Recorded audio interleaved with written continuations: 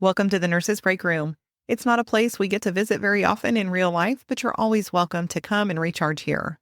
And while you're at it, head to selfcareisn'tselfish.com and grab your free copy of my book, Self-Care Isn't Selfish, The Compassionate Nurse's Step-by-Step Guide to Personalized Stress Relief.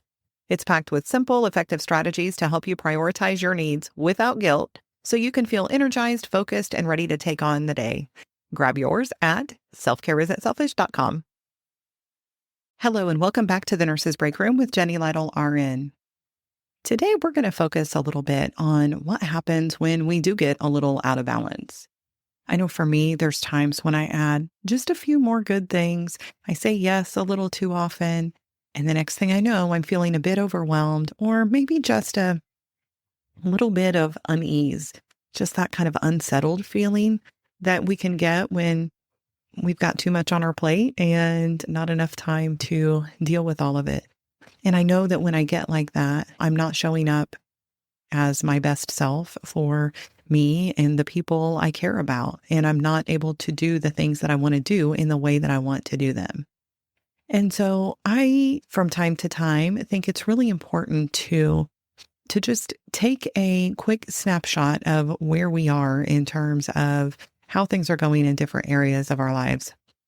And one of the best ways and easiest ways to do that is to look at a wheel of life and just quickly fill that out. And now I don't know if that's something that you have done anything with before. It is something that is included in my book. And I also encourage all of my clients to do this regularly. But you can go to my website and get a copy at jennylytle.com/wheel. WHEL, and just take a quick moment to take a look at that.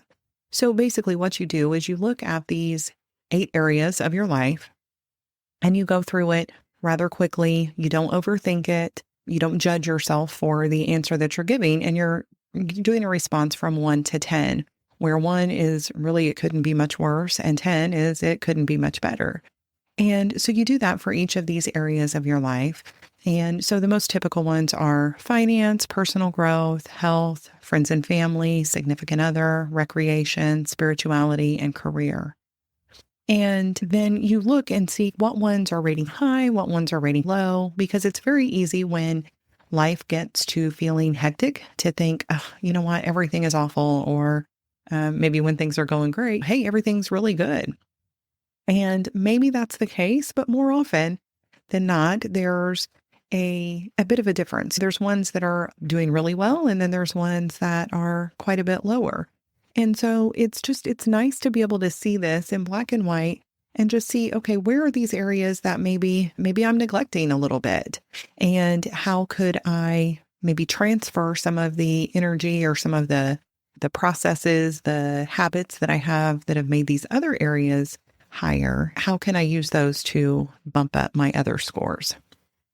And for me, I know that planning and productivity has really been something that has been on the horizon as something that I need to deal with, because I do have a lot of things going on, like I'm sure many of you do as well.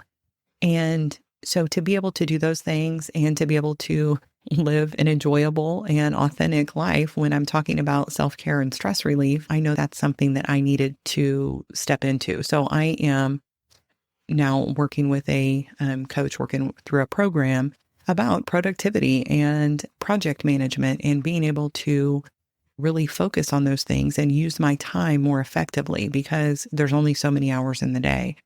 But I know that I can be using my time better. Another area of focus for me right now is my physical health, because I am going to be 50 in September this year. And honestly, I'm really excited about that. But my goal is to be healthier than I've been. And the reality is I've been overweight for many years. And I have been pretty healthy overall, thankfully. That's only going to last so long because I know that I'm not doing all the things that I need to be doing to make myself as healthy as possible.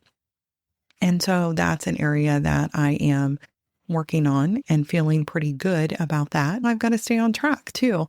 And it's easy to let little things go by the wayside. So I just encourage you to take a little bit of time to look at the wheel of life and see where you are with things, because that's the first step of the process. We need to see where we are now and then think about where we want to go and how we're going to get there.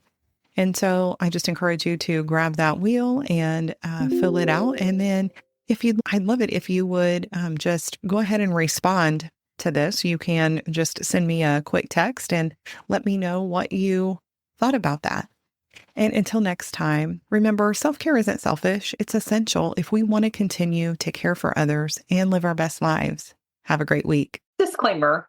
Although I am a registered nurse, the medical and health information contained in this podcast is provided for general information and educational purposes only and is not a substitute for professional advice. Therefore, before taking any actions based upon such information, I encourage you to consult with appropriate professionals. I do not provide any specific medical or health advice, and the use of or reliance on any information contained in this podcast is solely at your own risk.